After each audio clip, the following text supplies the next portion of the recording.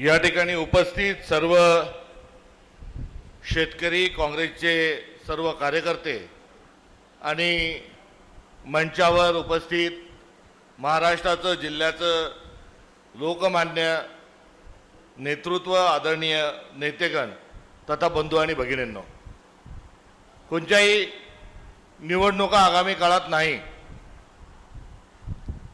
मतांचा खेळ मेळ हा लावण्याचं आजचं औचित्य नाही.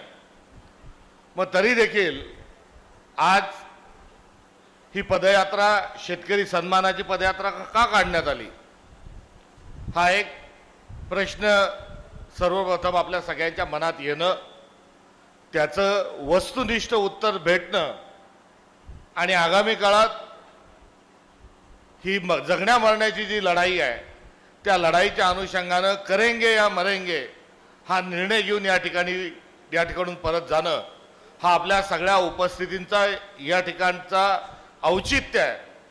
आणि हे औचित्य आपण जर समजून घेतलं नाही, आपण जर तशा प्रकारचा संकल्प, वचन, कटिबद्धता व्यक्त जर आपण केली नाही, तर कहा गए ते कहीं नहीं, क्या लाया कुछ नहीं, आओ भाई लड्डू जाओ भाई लड्डू, ही एकंदरीत जी आज देशाची परिस्थिती आहे, तीच तुमची माझी ही वेगळ्यानी या ठिकाणी त्यापेक्षा वेगळी निर्माण होणार नाही.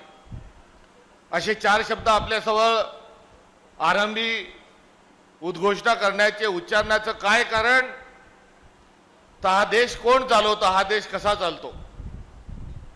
पूर्वी असं म्हटलं गेलं, ज्याच्यावर गाडगे महाराज, तुकडोजी महाराज, शिवशाहू फुले आंबेडकरांनी, आपल्या वारकरी संप्रदायाने, सेवालाल महाराजांनी, अहिल्याबाईंच्या तत्वज्ञानाने, सर्व महामानवांनी त्याच्यावर आघात केला. मात्र सांगितलं गेलं की पृथ्वी जी आहे ही शेषनागाच्या फण्यावर उभी आहे, याला कडकडून विरोध केला आणि कष्टकरी माणूस या पृथ्वीला चालवतो असं सांगितलं. पुढे अण्णाभाऊ साठे यांनी सांगितलं की पृथ्वी शेषनागाच्या फण्यावर नाही, तर कष्टकरी शेतकऱ्याच्या तळहातावर ही पृथ्वी उभी आहे. आणि या शेतकऱ्याला काय म्हटलं गेलं, तर या शेतकऱ्याला पोशिंदा म्हटलं गेलं. पोशिंदा लाखो मेले तरी चालेल, मात्र पोशिंदा जगला पाहिजे, तगला पाहिजे, तरला पाहिजे. आता हा जो पोशिंदा आहे, या पोशिंद्याचे काय हाल आहे. शेतमालाला भाव नाही, कुठेतरी एपीएमसी मध्ये माल घेऊन जातो, खडा व्यापारी कुठेतरी गावात येतो आणि त्याच्या मालाची हराशी लागते. सोयाबीनच्या गंजा टाकल्या जातात, हरभऱ्याची गंजी टाकली जाते, तुरीची टाकली जाते. व्यापारी घरी येतो, कापूस चापलू चापलू पाहतो आणि जेव्हा आपल्या शेतमालाला भाव सांगतो 4,000 रुपये, सोयाबीनचा सांगतो, तुरीचा 6,000 सांगतो, हरभऱ्याचा काय सांगतो, कापसाचा काय सांगतो, तेव्हा डोळ्यातून पाणी पडण्याचं बाकी राहतं. अर्थशास्त्र जे आहे, ते अर्थशास्त्र आपल्याला त्या भावामध्ये माल विकायला परवानगी देत नाही. शेतकरी अडवल्या गेला, शेतकरी नागवल्या गेला आणि सगळ्यात मोठा जो विषय आहे तो त्याचा अपमानाचा आहे. आणि त्याला अपमान वाटतो की एवढे कष्ट केले, राबलो, पोटाला चिमटा घेतला आणि आता एवढ्या स्वस्तात मी माझा माल कसा येतो. माझं पोरग 21 वर्षात झाल्या सगळी वाडवडिलाची जमीन त्याच्याजवळ देऊन ठेवली. 4 वर्ष झाले तो शेती कसून राहिला. आता त्याला शेती कसत असताना त्याला 3 वर्षाचं सोयाबीन त्यानं भरून ठेवलं. मी त्याला म्हटलं, अरे कशाला दाबो ठेवून राहिला, एक भाव काही वाढत नाही, काहून दाबून ठेवून राहिला. ते भोसडीचं काही ऐकत नाही. मी त्याला कटळ म्हटलं, अरे आता इथं हाय बसल्या ठिकाणी सोयाबीन खराब होऊन जाईल, विकत काहून नाही. तो मला त्यानं जे शब्द ते सांगितले, तो बाबा 4,000 रुपयात सोयाबीन विकायला पुरतं का. आज माझी चूल सोयाबीनवर चालत नाही, मात्र तो म्हणत असताना त्याचा स्वाभिमान जो आहे, हा स्वाभिमान माझ्या लक्षात आला. आणि आज शेतकरी कमी भावात जो माल विकतो, तर सर्वात पहिले तडजोड जर त्याला कुठे करावं लागत असेल तर त्याच्या स्वाभिमानाची तडजोड त्याला करावी लागते. आणि या स्वाभिमानाची तडजोड शेतकऱ्यांचा करून चालतोय. म्हणून आदरणीय शिवाजीराव मोघे साहेबांनी नाव काय दिलं या पदयात्रेचं, शेतकरी सन्मान योजना. आज नाग मुठीत घेऊन माल विकावा लागू राहिला, आज नाईलाजाने शेती पिकावं लागू राहिली. आणि हे सगळा हा खेळ खेळणं म्हणजे त्याच्या स्वाभिमानाशी असणारा सौदा आहे.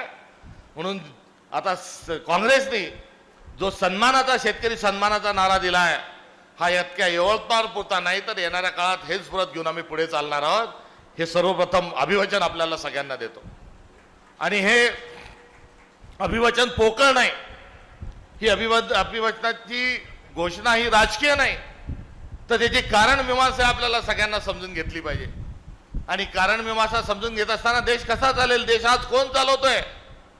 आपल्या आदरणीय धानोरकरताई आता सांगत होत्या की तिथे सुरजागडला एक डाकू तिथे बसलेला आहे आणि तो तिथून आयर्न ऑन काढून राहिला आणि रोज ताई त्याचं उत्पन्न रोजचं 350 कोटी रुपये रोज हा त्या एकट्या हरामखोराचा नफा आहे. त्याला शिव्या देत असताना तो पैसे कमवून राहिला म्हणून माझं पोट दुखायचं काही कारण नाही. मात्र देश विकून आज तो 350 कोटी रुपये त्या 350 कोटीवर शून्य किती ते आपल्याला माहित नाही. तो तिथे कमवून राहिला. सोयाबीनचं तेल काय भाव आहे, काय भाव आहे बाजारात? 165 रुपये किलो सोयाबीनचा भाव आहे. डीओसीचा काय भाव आहे? सोयाबीनची डीओसी ढेप 50 रुपये किलो डीओसीचा भाव आहे. सोयाबीनचा भाव काय आहे? काय भाव आहे बोला ना, सांगा. सोयाबीनचा भाव 35-40 भाव आहे. मग 35-40 भाव तुम्ही आम्हाला देऊ राहिले. मग तेल आणा ना 70 वर, डीओसी आणा ना 30 रुपयावर. मात्र डीओसी विकू राहिले 50 न आणि तेल विकू राहिले 165 न. जर 165 रुपयानं तेल जर विकू राहिले त्याच्यामध्ये जर त्याचा नफा का टाकला, कंपनीवाल्याचा उत्पादन खर्च पकडला, कंपनीवाल्याचा नफा पकडला, वाहतुकीचा खर्च पकडला, पॅकेजिंगचा खर्च पकडला, तर जर त्या भावामध्ये 165 रुपयात जर तेल जात असेल तर आपल्या सोयाबीनला भेटायला पाहिजे 9,000 रुपयाचा भाव. मी चुकीचं सांगू राहिलो का बरोबर सांगू राहिलो? जर तेल 165 आहे तर अर्थशास्त्र सांगतं की 9,000 रुपये क्विंटल हे सोयाबीन विकल्या गेलं पाहिजे. मग विकल्या किती जाऊ राहिलं? 4,000. मग बाकीचे 5,000 कोण खाऊ राहिलं? कोण खाऊ राहिलं 5,000? फॉर्च्युनर नावाची एक कंपनी आहे आणि फॉर्च्युनर नावाची कंपनीचा मालक कोण आहे?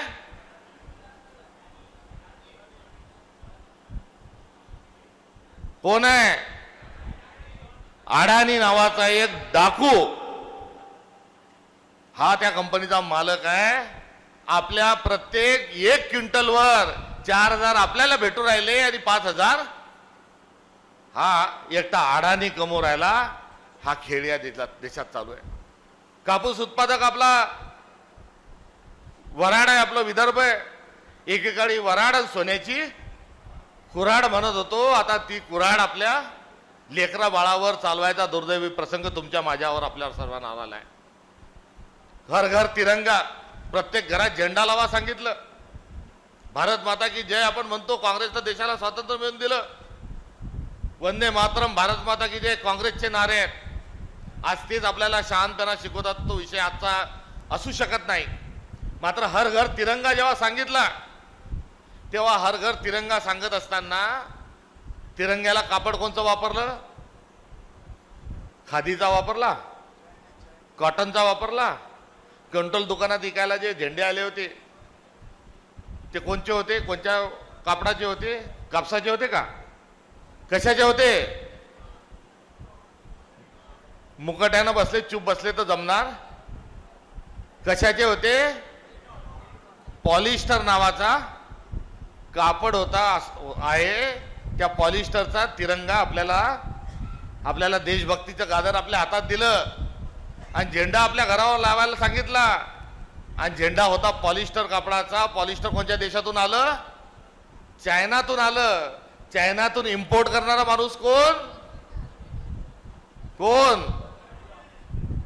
पॉलिस्टरची जी मोनोपोली आहे, सोयाबीनची मोनोपोली ही अडाणीची आहे आणि पॉलिस्टरवरची जी मोनोपोली आहे ती अंबानीची आहे. अंबानीनं चीनहून पॉलिस्टर आणलं ते विणलं आणि ते पॉलिस्टर आपल्या घरावर लावलं. आपल्या घराची लोकसंख्या, आपल्या देशाची लोकसंख्या किती? 140 कोटी. 140 कोटी लोकसंख्येचे आणि शाळा कॉलेज शासकीय सगळ्या जर बिल्डिंगा पकडल्या तर 40 कोटी घरं आपल्या संस्था आपल्या देशात आहे. आता या 40 कोटी घरावर जर कापसाचा तिरंगा फडकला असता, जर खादीचा कॉटनचा तिरंगा फडकला असता तर शेतकऱ्याचा फायदा झाला असता का नुकसान झालं असतं? पॉलिस्टरचा झेंडा फडकवला तर शेतकऱ्याचा फायदा झाला का नुकसान झालं? शेतकऱ्याचं नुकसान झालं. 3 किलो कापसाचा, मी भाषण नाही करू राहिलो, मी तुमच्याशी बोलू राहिलो. आजच्या पदयात्रेचं आयोजन का करण्यात आलं ते सांगतोय. 3 किलो कापसाचा 1 किलो रुई, 1 किलो रुईचं 700 ग्रॅम सूत आणि 700 ग्रॅम सुताचा एक झेंडा. म्हणजे जर कॉटनचा कापसाचा झेंडा जर आपल्या देशामध्ये प्रत्येक घरावर लावला असता तर किती किलो कापूस लागला असता? 40 कोटी गुणिला 3 किलो म्हणजे 120 कोटी किलो कापूस लागला असता. जर तेवढा कापूस आपला उचलला गेला असता तर कापसाचा भाव काय झाला असता? 10,000 15,000 कापसाचा भाव झाला असता. पण अडाणीचं भलं करायचं म्हणून पॉलिस्टरचा तिरंगा आपल्याला फडकवायला लागला आणि अंबानीचं भलं करायचं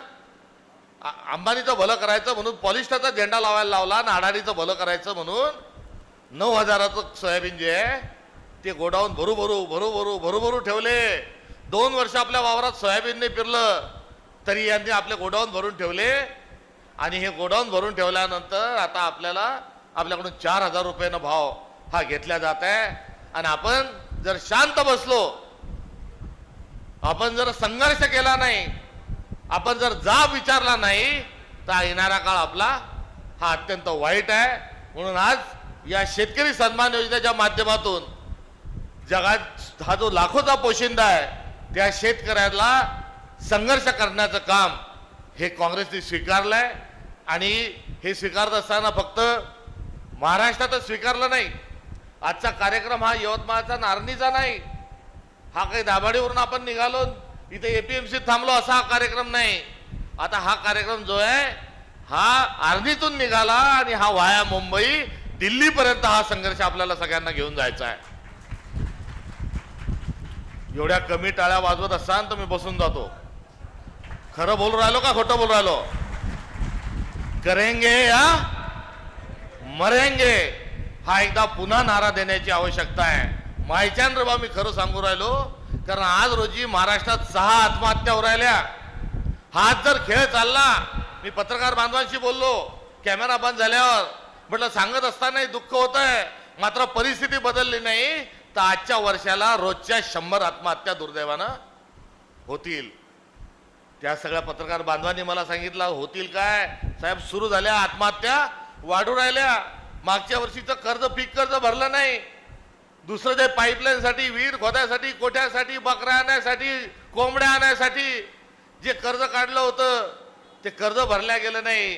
बँकेत उभं राहावं तर सिबिल इतकं खराब आहे की बँक मॅनेजर रामराम बी घालत नाही. आता पेरणी पुन्हा कशी करावं याचं संकट आहे. सावकाराच्या दाजात उभा गेल्याशिवाय पर्याय नाही. 500 रुपयामध्ये आता सावकारीचं लायसन भेटू राहिलं. हे कल्याणकारी सरकार जे आहे ते 500 रुपयात आता सावकारीचं लायसन गावोगावी देऊ राहिलं. आता आपल्याला सावकाराच्या दारात जाऊ आणि सावकार दीडीने देतो, सवाईन देतो का दुपटीन देतो, हे एक संकट आहे. आणि त्याच्याकडून घेतलंय आणि पेरलंय तो पुढच्या वर्षी काय उगवणार हे संकट आहे. आता सोयाबीन यावर्षी कोणी घेऊन नाही राहिलं.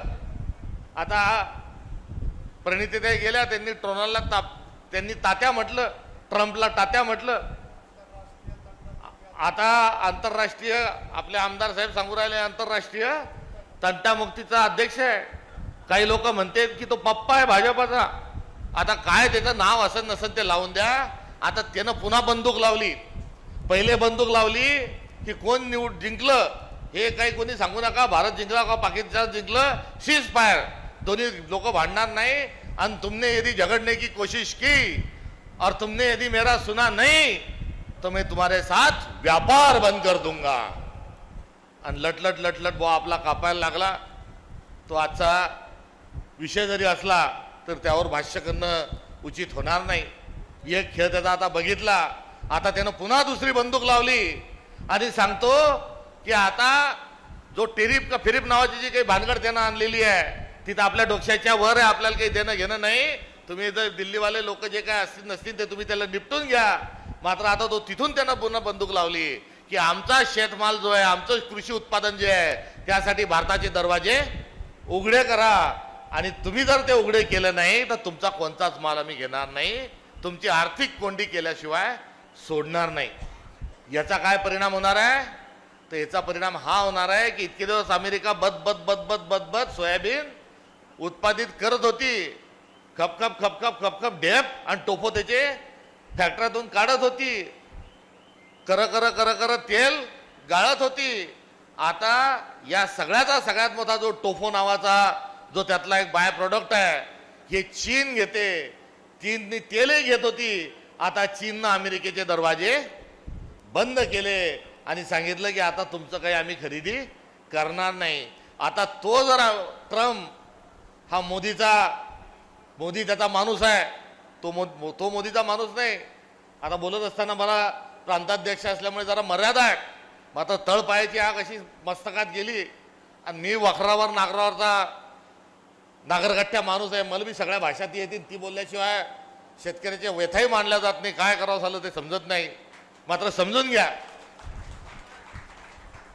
आता हा जो घडी ठेवलेला आहे ट्रम्पनं भारतात, हा आता ते सोयाबीन जर घेतलं तर आपले सोयाबीन आता ढोरबी खायच्या कामी राहणार नाही. हे संकट आपल्या आज देशावर आलेलं आहे आणि संकट आलेलं असताना आज आपण स्वस्थ बसलेलो आहे, शांत बसलेलो आहे. कारण आपण बघतो की हा ओपन आहे का ओबीसी आहे, हा हिंदू आहे का मुसलमान आहे, हा वरतल्ला आहे का खालतल्ला आहे, हा निवडणुकीत उभा राहिल्यावर 500 रुपये देईल का 2000 रुपये देईल, हा काँग्रेस एक दारूचा एक चप्पा देतो का मटणाच्या 2 बोट्या देतो. हा जर आपल्या डोक्यात जर विषय असेल जातीपाती धर्माचा पंथाचा, तर आता देव पण आपल्या मदतीला गड्यावर येऊ शकत नाही. एवढं शोषण आज रोजी शेतकऱ्याचं झालेलं आहे. शेतकऱ्याच्या पोराला पोरगी द्यायला कोणी तयार नाही. पोट्ट पुण्याला पाठवलं, औरंगाबादला पाठवलं, नागपूरला पाठवलं, कंपनीत हाय सांगून 4-5 वर्ष त्याचं लग्न कसं तरी लावून टाकलं. मात्र आता कंपनीत हाय म्हटल्यावर बी पाहुणं कानं होऊन बी आपल्याकडे पाहायला तयार नाही. वावर किती विचारल्यावर 2 एकर आणि 4 एकर सांगितलं तर पाहुणा चहा बी पित नाही, तसाच उठून चालला जातो. मध्यस्थाला किती बी तुम्ही मस्का लावा, मात्र आता शेतकऱ्याच्या पोराचं लग्नही होऊ नाही राहिलं. घरात कटकट, दारात कटकट आणि या सगळ्या परिस्थितीत आता शेतकरी आपला अडकीत त्यात सुपारी सापडावी तसा सापडलेला आहे. आणि हा नुसता शेतकरीच सापडलेला नाही तर भारताचा देशही हा तशाच पद्धतीने आता सापडलेला आहे. यातून आपल्याला एक क्रांतिकारक एक आंदोलन उभं केलं पाहिजे. ही भावना, ही भूमिका, हा प्रस्ताव घेऊन आपल्या सगळ्यांपर्यंत आज आलेलो आहे. आणि हा प्रस्ताव जरी असला तरी हा एकटा काँग्रेसनीच लढला पाहिजे अशी ही लढाई नाही. ही सगळ्या नागरिकांना, सगळ्या शेतकऱ्यांना, आमच्या सोबत जो येईल त्या सगळ्यांना एका व्यासपीठावर घेऊन ही लढाई आगामी काळात लढली पाहिजे. आणि ती लढाई लढण्याचा संकल्प, निर्धार हा महाराष्ट्र प्रदेश काँग्रेस कमिटीने केला आहे. म्हणून मागच्या काळात जय जवान जय किसानचा नारा देत अमरावती असेल, नांदेड असेल या ठिकाणी रॅली काढल्या. एका डोळ्यात आसू आहे, एका डोळ्यात हसू आहे सांगितलं. आमचा आर्मीतला फौजी, आमचा लष्करातला माणूस, आमचा मिलिटरीमॅन जसा बॉर्डरवर लढाई करून राहिला तसाच आमचा शेतकरी हा बांधावर लढाई करून राहिला. तो देशाचं संरक्षण करून राहिला, हा कुटुंबाचं संरक्षण करतोय आणि दुसऱ्या बाजूला देशाचंही संरक्षण करत आहे. आता या किसानचं जय जवान जय किसान म्हणत असताना या शेतकऱ्याला भरीव कार्य करावं हा येणाऱ्या काळातला आंदोलनाचा आमचा मार्ग राहणार आहे. मी आदरणीय खासदारताई असतील, विविध आमचे नेतृत्व असेल, आमचे आमदार साहेब असतील, माजी मंत्री असतील, आम्ही सर्व या समस्येकरता कटिबद्ध आहोत एवढंच या निमित्ताने सांगतो. आणि जाता जाता हा संकल्प व्यक्त करण्याकरता आणि या आंदोलनाची सुरुवात करण्याकरता आम्ही इथेच का आलो, यवतमाळलाच का आलो, दाभाडेलाच का गेलो, त्याचंही कारण आपल्याला सांगितलं पाहिजे.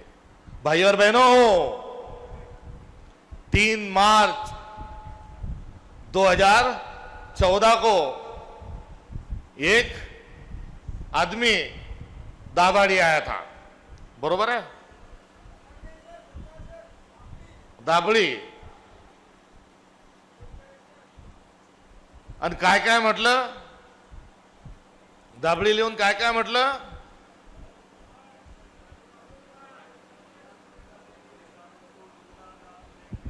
काय म्हटलं, किसान को दुगना दाम देंगे, उसकी आमदनी दुगनी करेंगे, लागत मूल्य से 1.5 गुना दाम देंगे, कृषि पे आधारित उद्योग धंधे बढ़ाएंगे. अजून काही सुटलं का राहिलं? नौजवान को, युवाओं को रोजगार देंगे. अबे लेका, त्यांचे लग्न होऊ राहिले, तू रोजगाराची काय गोट करू राहिला? शेतकरी आत्महत्या करू राहिला. अजून काय राहिलं का? कर्जमाफी 15 लाख प्रत्येकाच्या खात्यात. आणि एवढं सगळं माहिती आहे तर ते मतपेटीतून काऊन नाही काढत तुम्ही? पण प्रत्येकाच्या खात्यात, हे मी काही बोललो नाही, मी विचार राहिलो तो बुवा काय बोलला. 15 लाख प्रत्येकाच्या खात्यात 15 लाख टाकू. अजून काय राहिलं का? आता याच्यातलं काय काय केलं त्या बुवानं? एखादं तर केलं सर.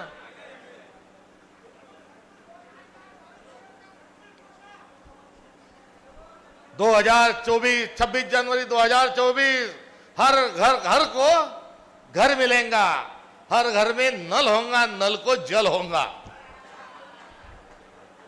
तमरेल भरायची सोय नाही का आमची?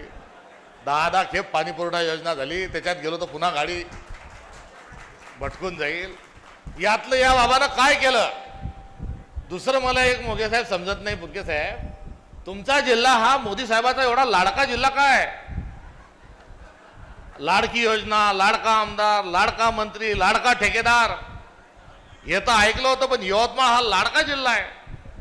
तुम्ही नाही म्हणून राहिले मोगे साहेब, पण लाडका नाही तर हाच एक जिल्हा आहे महाराष्ट्रातला आणि भारतातला की 3 खेप 3 निवडणुकीत तुमच्या हाती आला. बरं, आल्या लय लंब्या फेकल्या. मग दर निवडणुकीमध्ये एखाद्या दुकानात आपण गेलो, त्याला सांगितलं मग पैसे 1 तारखेला देऊन देईन. आपल्याच्या नाही बसलं बजेट, नाही झाला मेळ, पुढच्या वक्ती अजून काही घ्यायचा योग आला, आपण त्याच दुकानात जातो का? आपण दुसऱ्या दोस्ताचं, दुसऱ्या पाहुण्याचं दुकान भेटतो, तिथून एकदा होजदारी थकली तर माणूस दुकान बदलतो. नाही तर नगदीचा व्यवहार असला तर त्याच दुकानात डबल जातो. हा बुवा पहिले आला 2014ला, दाम दुप्पट, शेतकऱ्यांचं उत्पन्न वाढू म्हणे, 1.5 पट भाव देऊ, कृषी एक राहिला नाही आयटम, स्वामीनाथन आयोगाची 100% अंमलबजावणी करू, हे सांगितलं. चालला गेला. दुसऱ्या खेपी पुन्हा आला आणि त्या बाबतीत आला आणि त्यानं ताई त्या बाबतीत सांगितलं की महिला बचत गटांना आता प्रत्येक महिला बचत गटाला आम्ही 1-1 लाख देणार. लाडकी बहीण योजना तिथूनच पिल्लू सोडेल होतं. 1-1 लाख प्रत्येक बचत गटाला देणार. ते दिले का? नाही. 3 निवडणुकीत हवा 3 वेळेस या जिल्ह्यात आला. याचं काय राज आहे? हे राज आपल्याला समजलं पाहिजे की यवतमाळमध्ये वारंवार येतो, तर आपणही यवतमाळमध्ये वारंवार जिथे जिथे सभा झाल्या तिथे जाऊन त्याला भेडसावून आपण सोडणार आहोत. त्यामुळे आजची सभा ही यवतमाळची सभा नाही, ही भारताची सभा आहे. कारण चाय पे चर्चामध्ये इथंच त्यानं त्या शेतकऱ्यांना प्रश्न विचारले.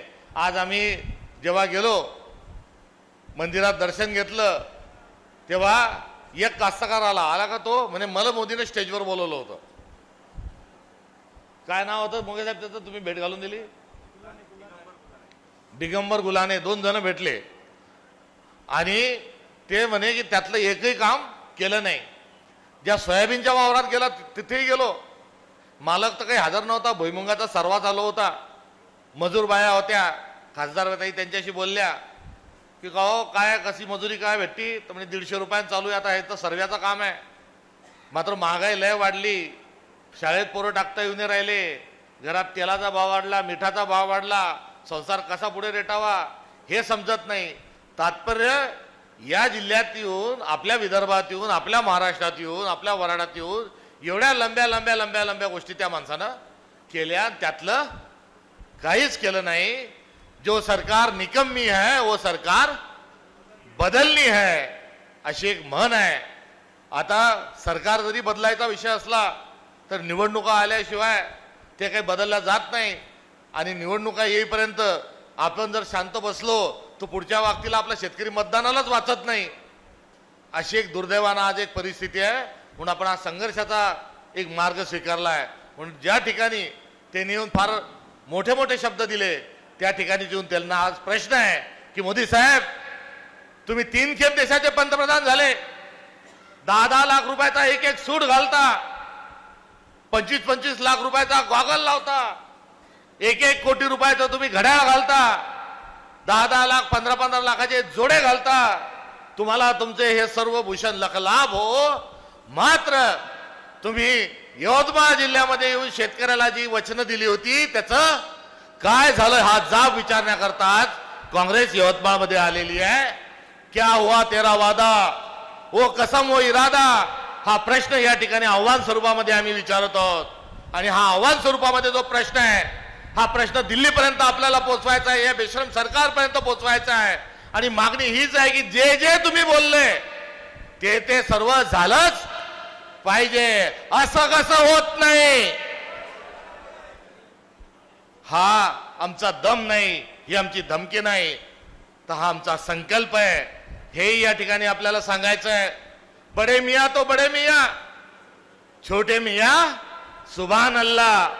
मोदीच्या मोदी, मात्र फडणवीस बी हा त्याचा वस्ताद आहे. नुसता बोलतो गडी, नुसता बोलतो, हालतो इतका, करत काहीच नाही. आता आपली पदयात्रा, शेतकऱ्यांचे प्रश्न, आता याच्यावर ते बावनकुळे नावाचा एक माणूस आहे भाजपचा प्रांताध्यक्ष, त्याचं कावर पोट दुखू राहिलं काही समजत नाही.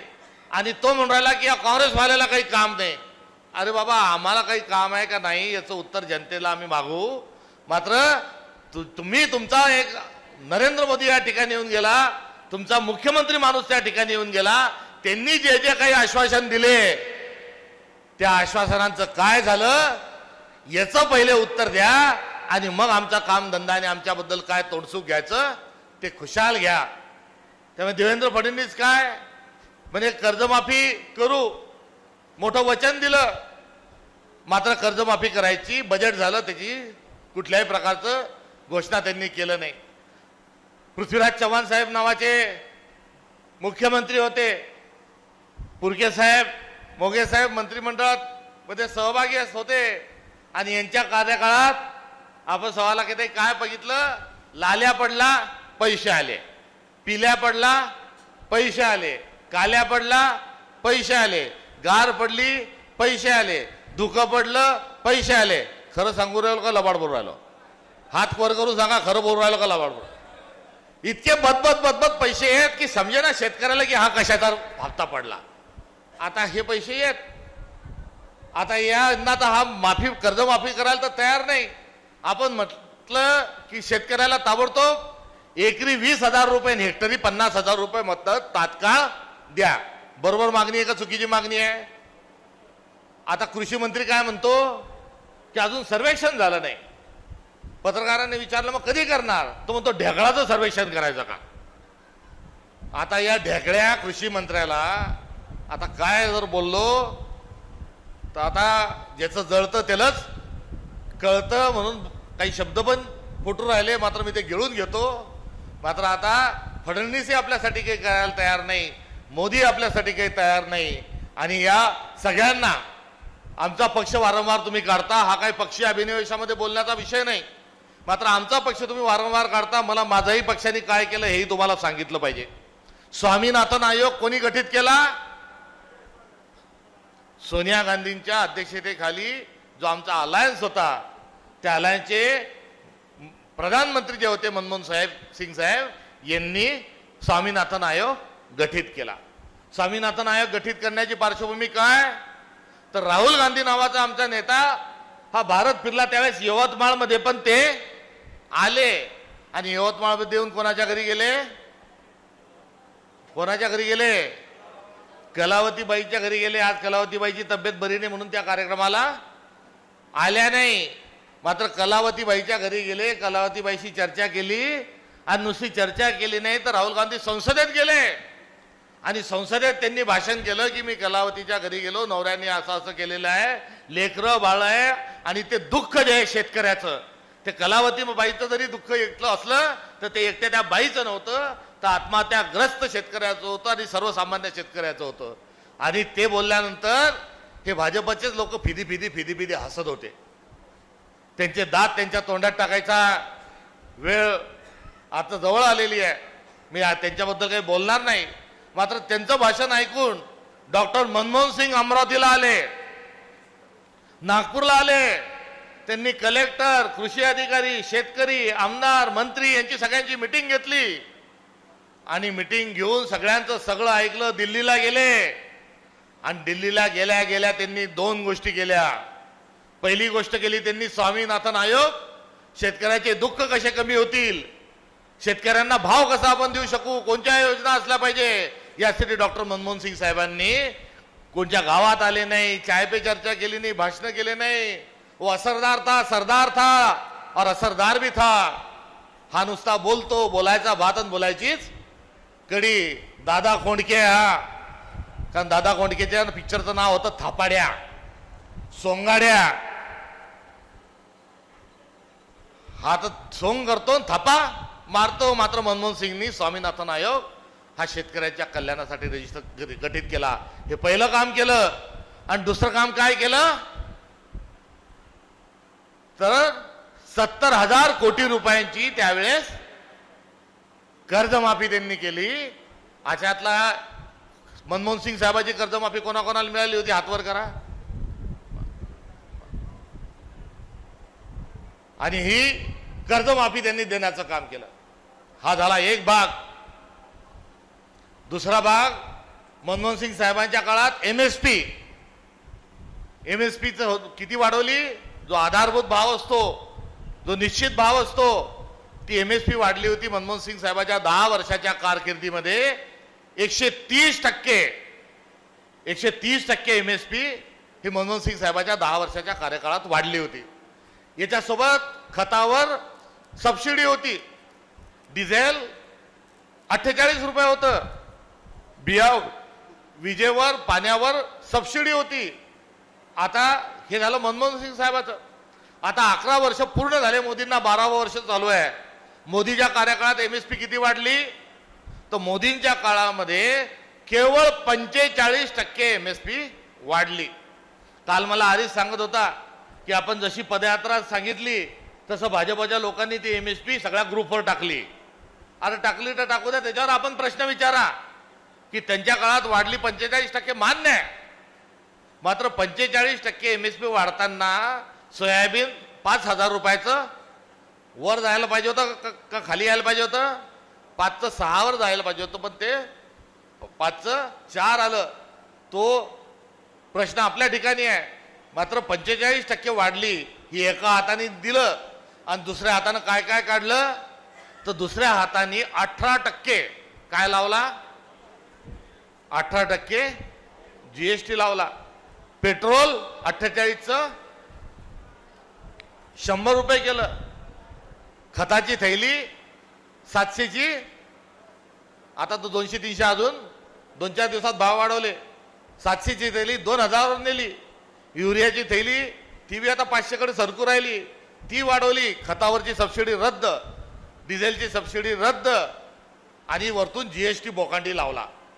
म्हणजे या हाताने दिले 45 रुपये आणि दुसऱ्या हाताने 100 रुपये हे काढून घेतले. आणि 5 दिवसापूर्वी जी नवीन एमएसपी झालेली आहे त्या नवीन एमएसपीचा आम्ही धिक्कार करतो. आणि आपण सांगितल्यानुसार उत्पादन खर्चावर आधारित आपण 150% जो स्वामीनाथन आयोगाने सांगितलेलं आहे त्या शिफारसी लागू करा. ही आजच्या आमच्या पदयात्रेतली मागणी आहे. अधिक आपल्या सगळ्यांच्या समक्ष बोलत नाही, क्योंकि समझने वाले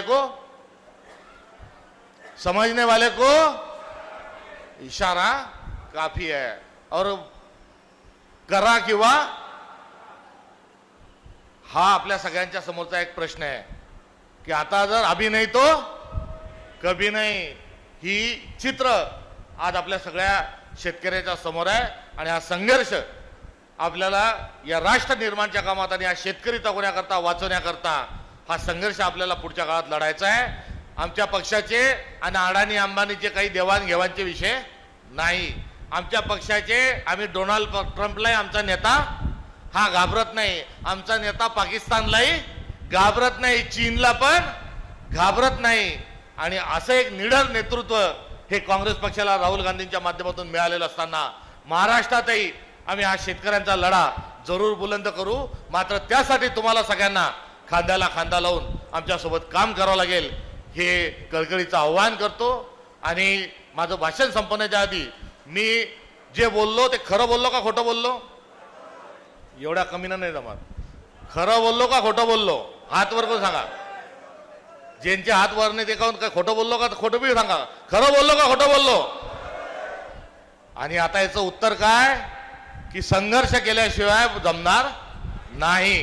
त्यामुळे संघर्षासाठी आपण सर्वजण तयार राहू आणि संघर्ष केल्या करून हे सर्व प्राप्त करून घेऊ. करिता आजच्या या पदयात्रेचं नाव शेतकरी आत्मसन्मानाचा नाव आहे आणि हा शेतकरी आत्मसन्मानाचा लढा हा काँग्रेस पक्ष लढेल हे अभिवाचन आपल्याला देतो. आणि माझा पक्ष हा वचन पूर्ण करणार आहे.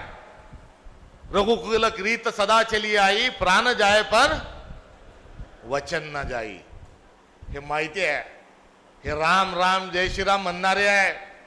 या रघुकुलवाल्यांना तुम्ही दिलेले वचन तुम्ही पूर्ण केले नाही याचा अर्थ काय? तो मोदी अधर्मी आहे. याचा अर्थ काय? तो मोदी खोटारडा आहे. हा याचा स्पष्ट अर्थ आहे. आणि या अधर्मी नरेंद्र मोदीकडून, या खोटारड्या नरेंद्र मोदीकडून त्यांनीच दिलेल्या आश्वासनं तुम्ही कधी पूर्ण करणार आहे याची तारीख सांगा. हे आव्हान, हे चॅलेंज, हा जाहीर प्रश्न तमाम शेतकऱ्यांच्या वतीनं या ठिकाणी उपस्थित करतो आणि थांबतो. भारत माता की जय बळीराजा. एबीपी माझा, उघडा डोळे बघा नीट.